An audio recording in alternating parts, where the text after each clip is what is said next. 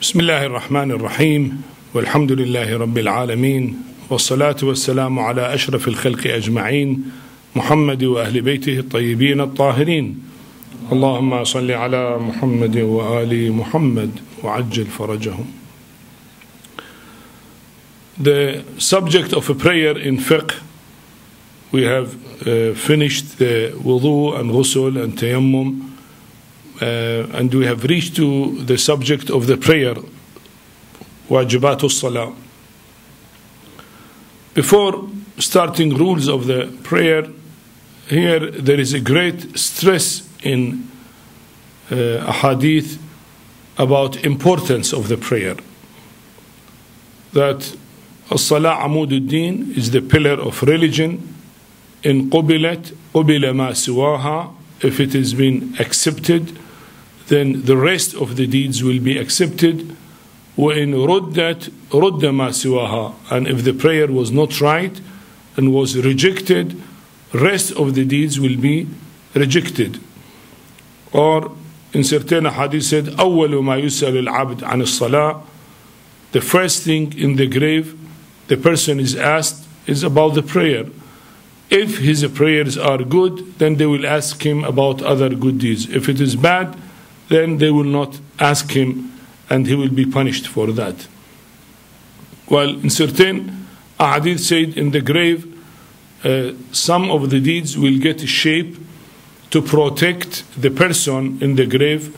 The prayer will be in his right hand and the zakat on the left hand. In some ahadith, the som, the fast, is on the left hand, and also the hajj in the front, and amr bil ma'ruf nahy al munkar in the back, and the wilaya is up, his faith and accepting imamate of Ahlul Bayt salamullah alayhim. So when the angels come to question him, then if they come from the right side, the prayer will protect him. They said, well, he is good, don't question him and don't let him feel any fear. If he come from the left side, his zakat, or in another hadith they said som, his fast will protect him, and so on. So the angels will say that we cannot reach this person. He is protected from 6 sides, right, left, front, back, and up and down, and they leave. So the one who is up will turn to the others and said, you have defended your person very good. Would you please tell who are you? Introduce yourself. So the one on the right said, I am his prayer. See, his prayer got to shape to prevent him. The left one is his fast, and so on. Then they will turn and said, you are the best one who defended this believer in the grave and prevented him to feel any fear or punishment. Then who are you? She will reply that I am his wilayat of Ahlul Bayt. I am his belief in imamate of Ahlul Bayt salamullahi alayhim. So this is importance of the prayer has to be performed properly and completely. And we see here in the Risale a lot of points mentioned. Of course, these are very short, but said namaz, or the prayer, is the best among all acts of worship. If it is accepted by the Almighty Allah, other acts of worship are also accepted. And if prayers are not accepted, other acts are also not accepted. Offering of prayers 5 times during day and night purifies us of sins, in the same manner as bathing 5 times during day and night makes our body clean of all filth and dirt. So you see, the effect here is purifying the person. The daily prayer purifies us. It is befitting that one should offer prayers punctually. A person who considers prayer to be something ordinary and unimportant is just like one who does not offer prayers at all. The Holy Prophet has said that a person who does not attach any importance to prayer and considers it to be something insignificant deserves chastisement in the hereafter. That is a tahawun bis-salah, to take it easy. What does it mean? One is not taking care of the prayer as something important. You see, the time of the prayer for Dhuhr prayer is there, and he will not care to offer the prayer. He wait till, let us say, 10 minutes before sunset. If there is no reason to delay the prayer, we are not supposed to delay it. You see, we are allowed to delay it. Well, if I am in the market, if there is no place to pray, if I am in the university, I cannot offer it. There is a class. For example, my clothes are not clean, so I need to come home to clean my clothes. Okay, we are allowed to delay. But if there is no reason for that, even if I am at work and it is easy for me to pray, my clothes are clean, tahir, and I am already on a state of taharat, wudu, already I perform wudu at home, or maybe I can perform wudu at my school, at my college, at my work, and I can offer my prayer. Why should I delay it later on? See, delay, if there is no reason for it, means taking it easy. We are not caring about it. And here, the hadith from the Holy Prophet said that he will feel a punishment for that. Or as it is known, hadith of Imam Sadiq alayhi salam, at the end of his life, just before his death, he asked all his relatives to be gathered for him, and he said, إن شفاعتنا لا تنال من استخف بصلاته ولم يهتم بها. He's talking to his relatives. He said, our, means Imam's intercession, will reach not those who are careless about the prayer and do not take it great, They take it easy. Well, sometimes prayer is performed properly, sometimes improperly, sometimes on the time, sometimes, careless, make it qadha, and so on. He's not caring to pray, If somebody care to pray and he cannot, fine, it is time of Dhuhr, but I am in the street, there is no mosque, no place, I have no prayer mat to pray, I cannot pray in front of the people, fine, I delay it for 1 hour till I go back home, But suppose I am at home or at work or at college and I have 1 hour or 2 hours, there is a free time, and I can go to the place where it's for the prayer, and I can offer my prayer. Why should I delay it? So if I take it serious, I will not delay my prayer. I will pray it on time. Besides, the thawab of the prayer on time is much greater than thawab of the prayer at end of the time. In one hadith they say, أولها جزور وآخرها عصفور. The size of the prayer, he gave size like a camel, and its size means its thawab and reward at end of the time will be like the small bird, asfur. You see how? Let us say 1 per 1,000. So if I prayed at time of Dhuhr, beginning of the time of Dhuhr, or before sunset, maybe 10 minutes before sunset, then there will be much less thawab for it. So you see the importance of thawab is great, but sometimes we are careless about it. But when we see the hadith, there is a great importance for that. Actually, it is mentioned that it is mustahab to be prepared for the prayer. When you know after 15 minutes time of the prayer will start, then you go to bathroom and then perform your ablution and come and wait for the time of the prayer as you are waiting for a dear guest. How when you are waiting for a guest, you will not prepare yourself when the guest comes, you prepare yourself before coming of the guest. So if the prayer is dear for us, I go and prepare myself. I perform my ablution and I have, let us say, a clean cloth, and I wait for the time of the prayer in order to offer my prayer.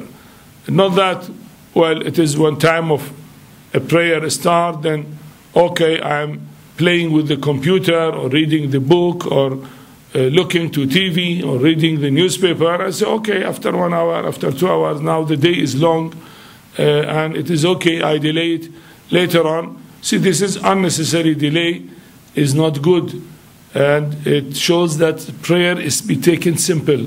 We are not serious about the prayer.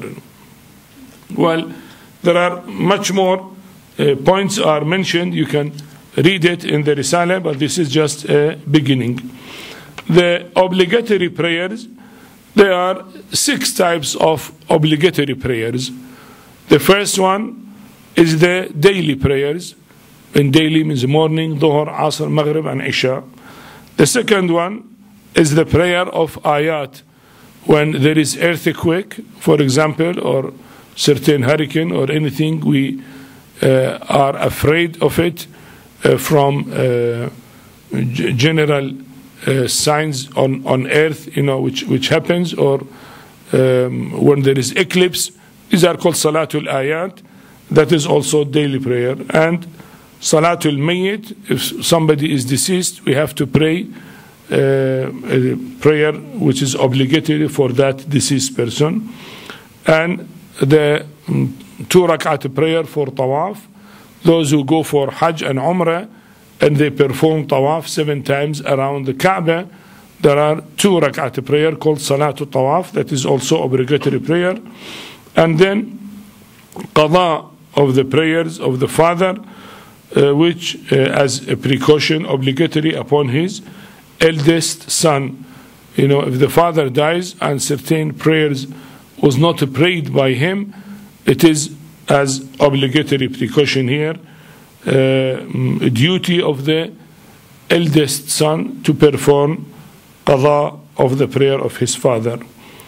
And the prayer which become obligatory because of hiring, somebody hire me to pray for a deceased person, so that though it is not my daily prayers, but it is on behalf of a deceased person, but because I was hired and maybe I am paid for that, it become obligatory on me to fulfill my duty. Or I made it obligatory upon me because of vow or oath. I say, well, if my son cured from his sickness, I will pray 2 rak'at or 10 rak'at just as a sign of thanking Almighty Allah subhanahu wa ta'ala. So that become obligatory upon me.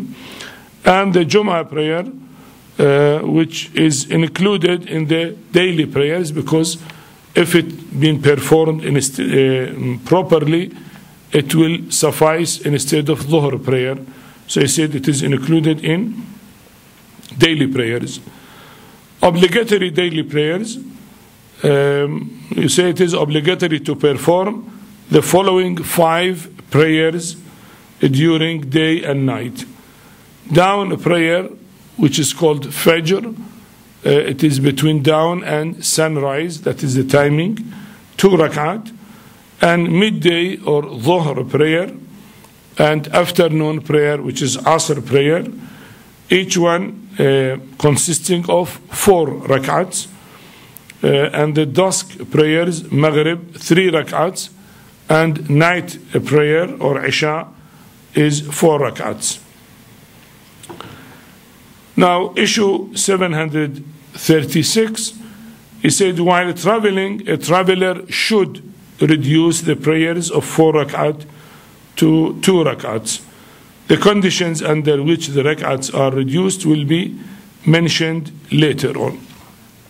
You see, if somebody is traveling, we will discuss about the prayer of the traveling people, but just to mention it here, if somebody passing roughly about 22.5 kilometers out of his town, then every 4 rak'at will be 2 rak'at, means Dhuhr prayer and Asr prayer and Isha prayer should be, it is an order, not permission.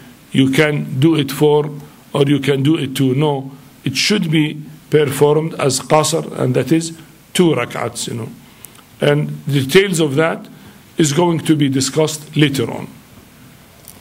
We come now to time for Dhuhr and Asr prayers, issue 736. He explains here how we know. Dhuhr prayer is actually the midday. Midday means the time between sunrise and sunset. That's called the midday.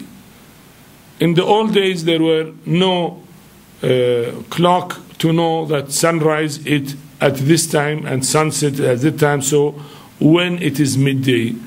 So what they used to do, they put a stick, a pillar, and they see when the shadow is being reduced to minimum, and that means the sun is exactly horizontal above us. And when the sun turns to the west, the shadow will start increasing. So the time when the minimum shadow is there, or sometimes there is no shadow if the sun is directly perpendicular, that rarely happens, but maybe usually the shadow from the sun is in the east, will turn toward the west. When it is at the middle, the shadow will be reduced, and when turned to the west, the shadow will increase. So that is the sign that it is Dhuhr prayer to start with. Usually it is around, let us say, 12 o'clock, or there is summertime, 1 o'clock in certain areas, but it is not always exactly 1 o'clock. Maybe 10 minutes before 1 or 6-7 minutes after 1, depends on seasons, because the timing between sunrise and sunset are not the same. And in certain areas it is 1 o'clock. In certain areas it is around 12:30 and 1:30, or 12:45 and 1:45, depends on different cities if they have winter and summer timing, you know. But why it is not exactly, because as I said, sunrise and sunset are not reduced or increased exactly the same. Sometimes little sunset is earlier 1-2 minutes than the sunrise, sometimes the reverse, you know. So that is why it is maybe before 1 o'clock few minutes, or after 1 o'clock a few minutes, if it is 1 o'clock in that country or in that area. However, as we said, the timing is when the sun is coming midway between east and west, you know, between sunrise and sunset. That is the timing for Dhuhr prayer.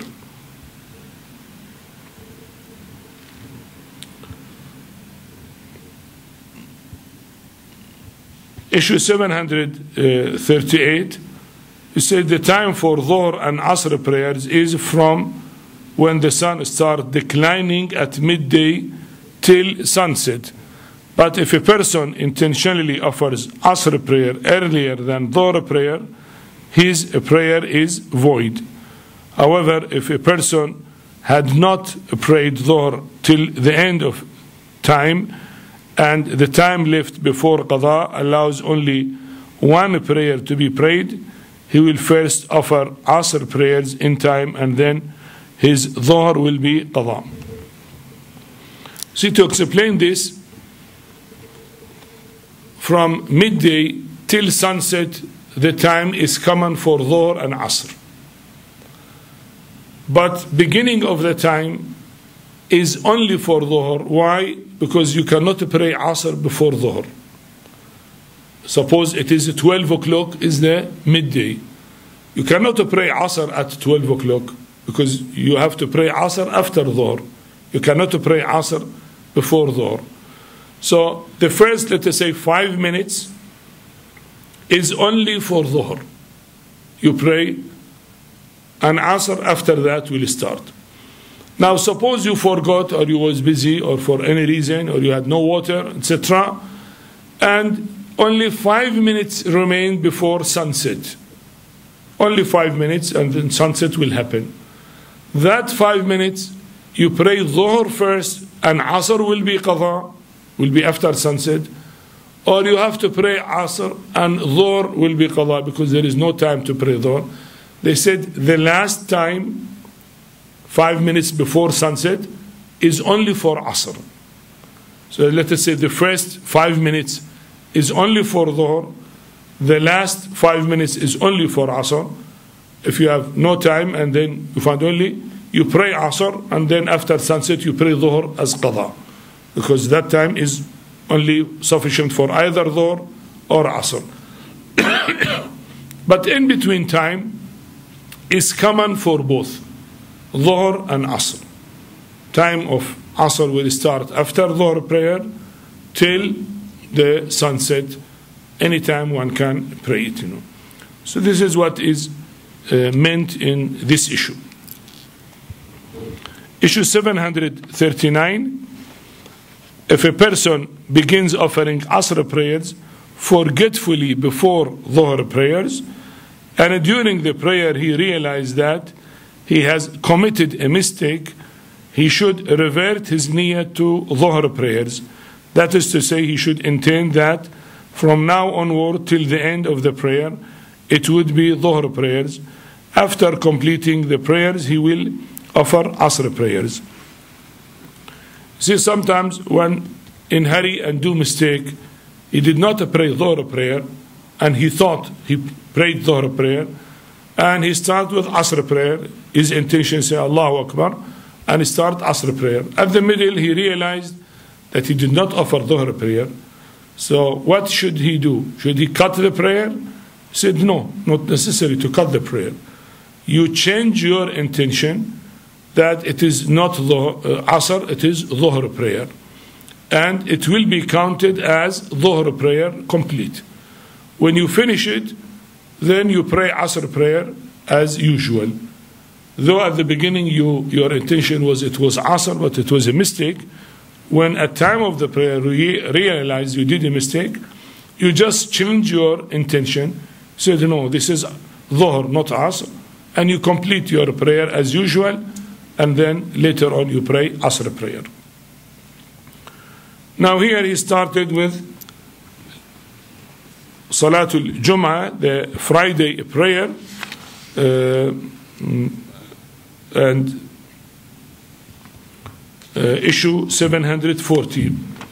Because Friday prayer is common here, so it's good to discuss about it.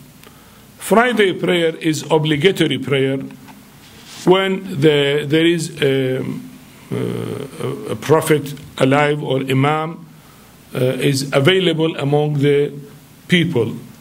Even the Hanafi sect among the Sunnis, he says it is obligatory when there is Imam Adil lil Muslimin. There is a just leader or Imam of the Muslims.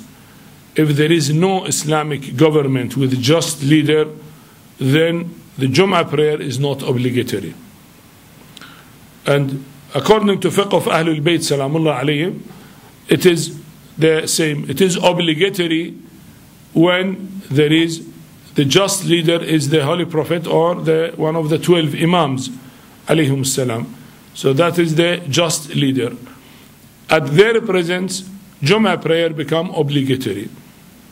But nowadays that we live in occultation of the 12th Imam is not apparent among us, and there is no Islamic government run by the Imam.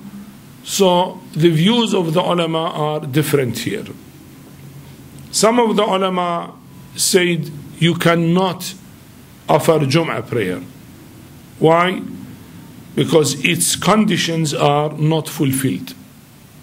Condition of Jum'ah prayer is when there is a just leader for the Muslims. When there is no just leaders, then that prayer, its conditions are not fulfilled. That prayer is not wajib. So they said there is no point. It is actually prayer for the government.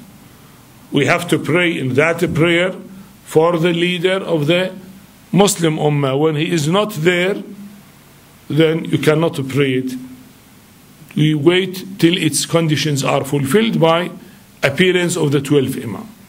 So one view of the ulama is like that. The second view said, well, though Imam is not there, but you cannot pray it with the niyat of the al-qurb al-mutlaqa. You say qurbatan Allah Ta'ala generally. Maybe it is accepted, maybe not. So you pray it with that intention. But it is a must to pray Dhuhr prayer. It will not be sufficient of Asr prayer. Why? Because we are not sure whether it is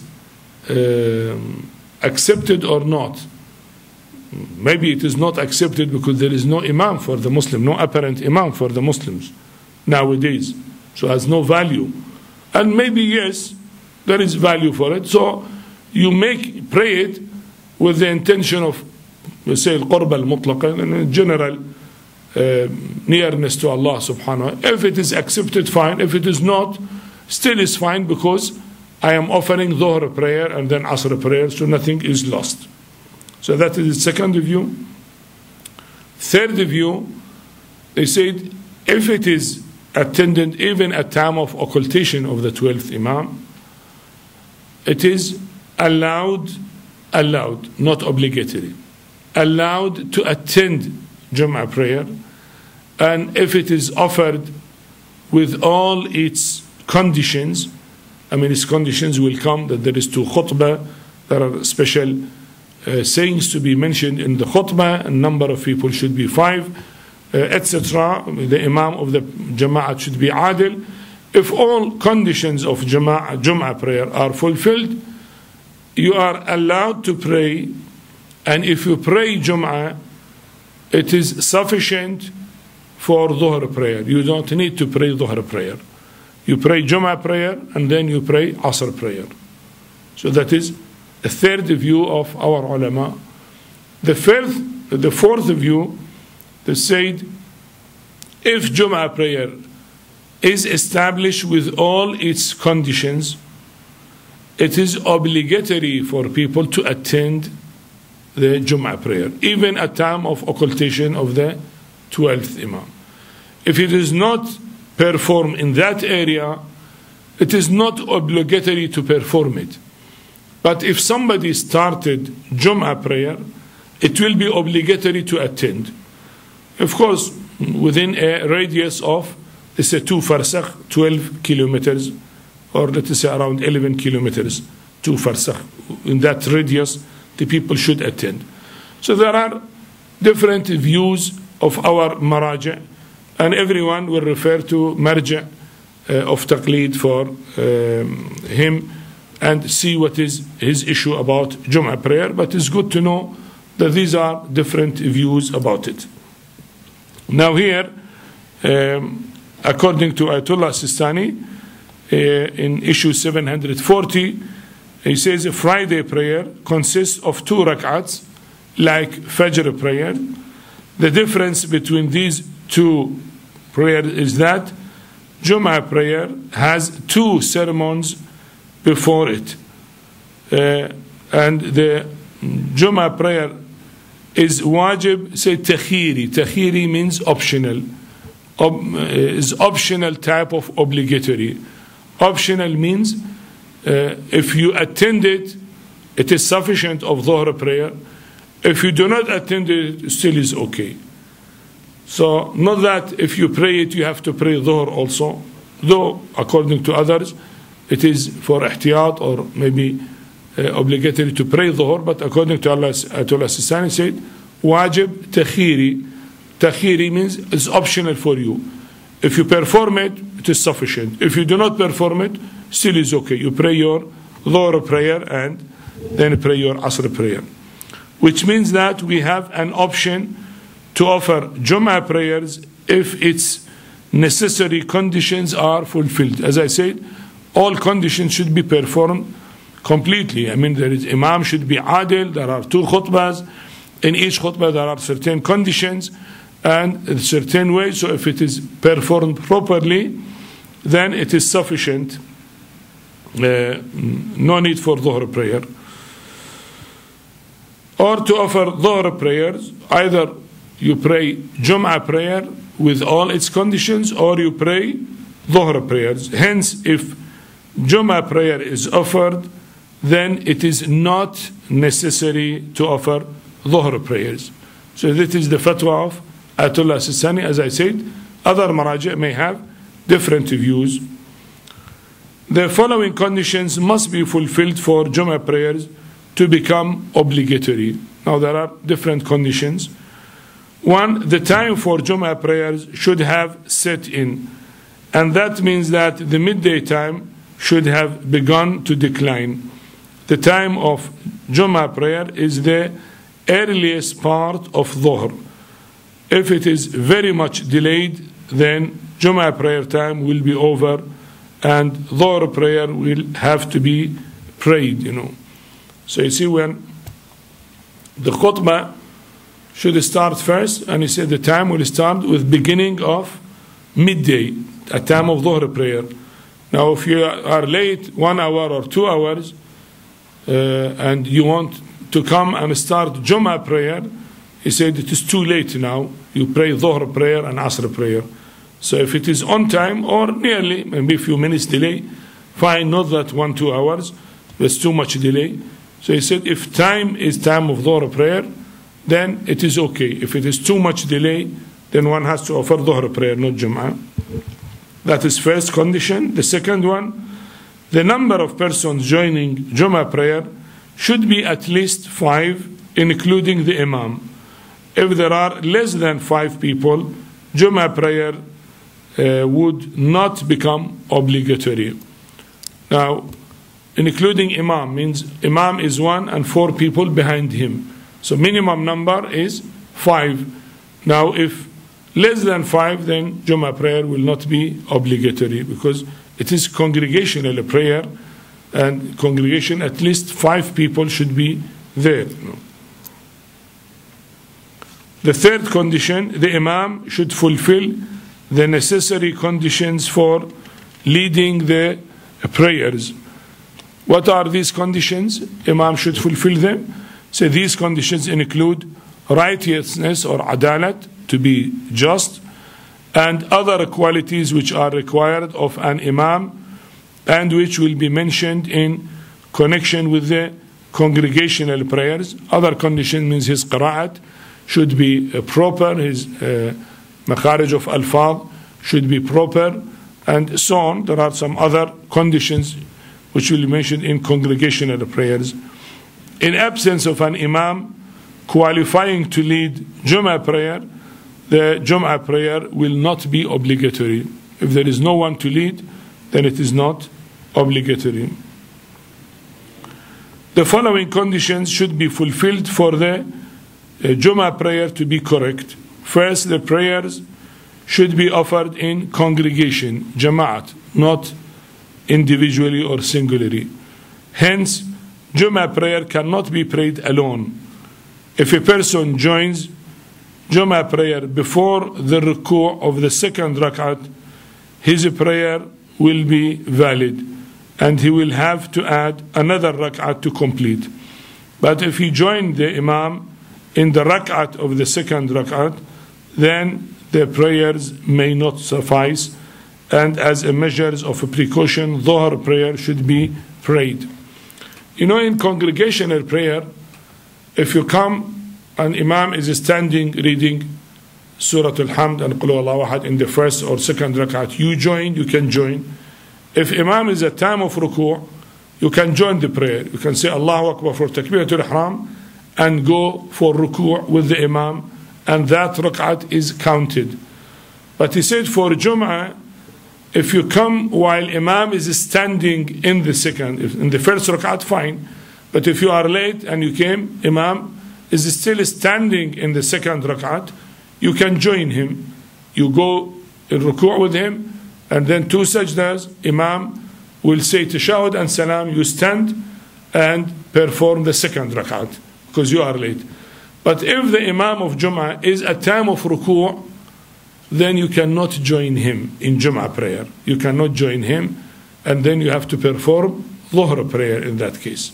So this is one of the differences according to Ayatullah Sistani is mentioning it. The second condition, 2 sermons should be delivered before the prayer. Start the prayer with 2 sermons. In the first sermon, the preacher should, you see, it is must to mention, to praise Allah subhanahu wa ta'ala and exhort the people to observe piety. And then he should also recite a short chapter, a short surah from the Holy Quran. So you see, there are 3 obligatory conditions to be mentioned in the sermon of the Jum'ah. Alhamdulillah, the praising Allah subhanahu wa ta'ala and preaching the people, telling them to be pious. And third, reciting one surah, complete surah, maybe small surah of the Holy Quran. So these are 3 obligatory parts of the sermon of the Jum'ah prayer, which is mentioned here, you know.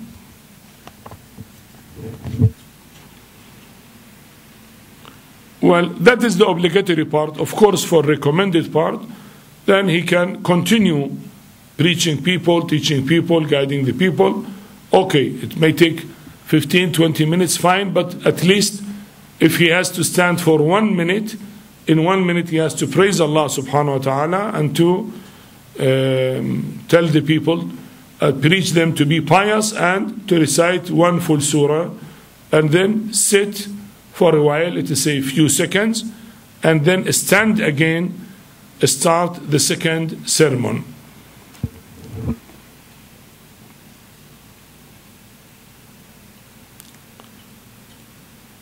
Therefore, he should sit down for a while. A while means a few seconds, you know, is sufficient. And then stand up again. In the second now khutbah, this time, also he should praise Allah subhanahu wa ta'ala and invoke peace and blessing upon the Holy Prophet sallallahu alaihi wasallam and the holy Imams. So he praise Allah subhanahu wa ta'ala and pray salutations to the Prophet and the holy Imams. These are obligatory part of the second sermon. And as a recommended precaution, seek forgiveness for the believers. Say, Allahumma ghfir lil mu'minina wal mu'minat. Ask Allah for forgiveness of the believers. Some said it is obligatory. Here said it is recommended obligation, according to Ayatullah Al-Sistani. It is necessary that the 2 sermons should precede the prayer, before the prayer. It will not be correct to offer the prayers before the 2 sermons, and it is not permissible to deliver the sermons before Dhuhr time has set in. You know, some said before Dhuhr, let us say Dhuhr, if it is at 12 o'clock exactly, I start 15 minutes before 12, I finish the sermons, then at time at 12, I start Dhuhr prayer. So no, that is not allowed. The sermon should start with Dhuhr prayer and onward. Before Dhuhr prayer, even the sermon is not allowed to start. It is also necessary that the preacher should be standing while delivering the sermons. We said he used should be standing, not sitting, should be standing in front of the people. Hence, if he delivers sermon while sitting, it will not be in order. So these are the conditions, you know. You should be standing. It is also necessary and obligatory that there should be a break between the 2 sermons by way of sitting down during the interval for a while. It is also necessary that the preacher who delivers the sermons should also lead the prayers. You know, sometimes they say 2 people, is it allowed or not? One will lead the sermon, deliver the sermon, and one will lead the prayer. Is it allowed or not? He said no. The one who delivers the sermon, he himself should lead the prayer. There should not be 2 people. Only one person deliver the sermons and he himself lead the prayer. These are all conditions of the Jum'ah prayer.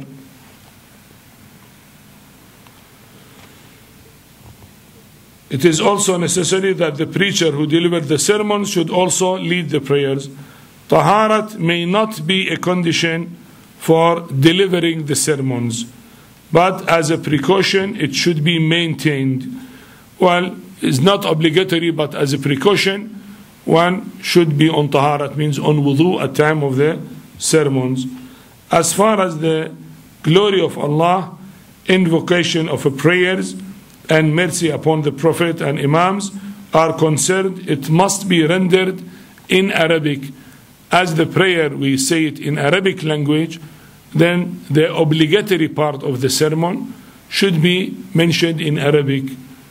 You say Alhamdulillahi Rabbil Alameen wa sallallahu ala Muhammad wa alihi tahirin, and they recite a small surah, for example, Bismillah ar-Rahman ar-Rahim, wal asr inna al-insana lafi khusr illa alladhina amanu wa amilu salihat wa tawasaw bil haqqi wa tawasaw bis sabr. So this part, it may take 1 minute or half a minute. It should, the obligatory part should be in Arabic. Now the rest of the parts, preaching, teaching, it may be, let us say, in any language, probably is okay, but the obligatory part should be in Arabic. Or if he has to preach the people about Allah, usikum bitaqwallah, I preach you to be pious, that obligatory part to be in Arabic. But the rest of it need not be in Arabic. In fact, if the majority in the audience are non-Arabs, then as an obligatory precaution, words of admonition and exhorting people to be pious and virtuous should be delivered in their language.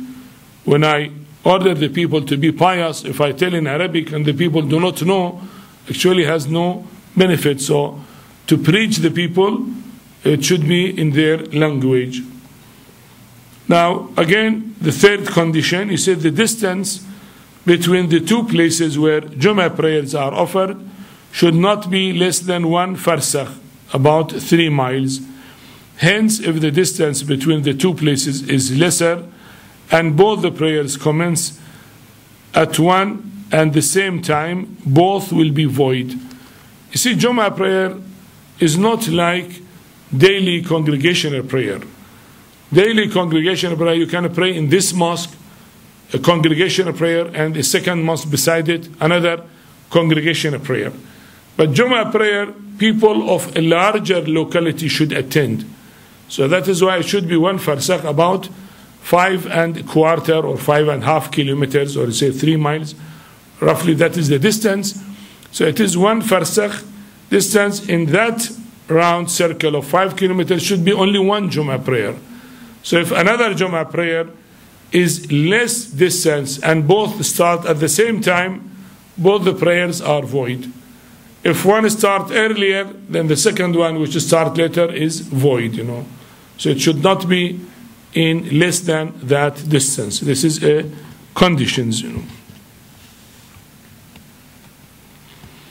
Issue 741, when Jummah prayer with all its requirements is held, it will be obligatory to attend it if one who established it is Imam alayhi salam. So if it is at time of the Imam, and if the Jummah prayer is held, then it will be obligatory to attend. Or representative of the Imam, naturally Imam will be in one of the cities, will not be in all the Muslim world. But then if the Imam, the infallible Imam is there, naturally he has representatives, and then it will be obligatory to attend Jummah prayer when an infallible Imam is there, and the representative of the Imam in that city or in that village is appointed, or his representative. But in a situation other than this, like nowadays, joining or attending it is not obligatory. So it's not obligatory, but if you attend, it is sufficient than Dhuhr prayer. If you do not attend, there is no harm of it. When attending is obligatory, the following points must be considered. The person joining should be man. Presence in Jum'ah prayers is not obligatory for women. So it is obligatory for men and not obligatory for women. Second, freedom. The person should not be a slave. Hence, it is not obligatory for a slave to be present in Jum'ah prayers. Third, not being a traveler. If somebody traveling, the Jum'ah prayer is not obligatory for him, regardless of whether the traveler prays qasr or full prayers, as he would do if he intends staying for 10 days or more. You know, if somebody traveled to an area, he has to pray qasr. 4 rak'at become 2 rak'at. But if he intends to stay 10 days in that city, he will have to pray full prayer, means 4 rak'at to be prayed 4 rak'at. But still he is a traveler, he is not residing in that area. So he says still regarded as a traveler, and attending Jum'ah prayer is not obligatory for him. The other condition being free from ailment and blindness. He is not sick or blind.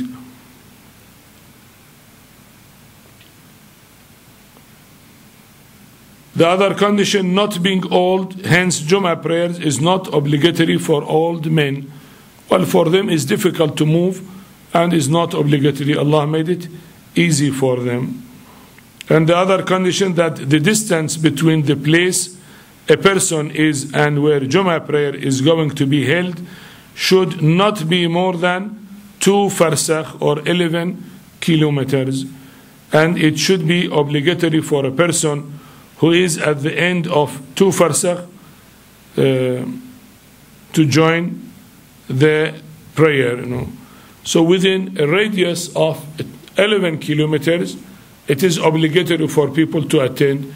But if somebody lives beyond that, let us say 15 kilometers from where Jum'ah prayer is being held, it is not obligatory for him to come and offer the prayer.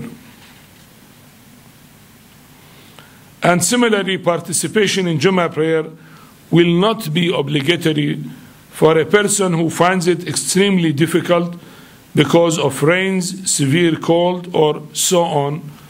Well, at times when there is no car and there is heavy rain, and to move 11 kilometers is not easy, so it will not be obligatory. Well, there are a few more conditions at the issue 742, I think are clear, and one can read them. Walhamdulillahi Rabbil Alameen, wa sallallahu ala Muhammad wa alihi al-tahirin. Allahumma salli ala Muhammad wa ali Muhammad.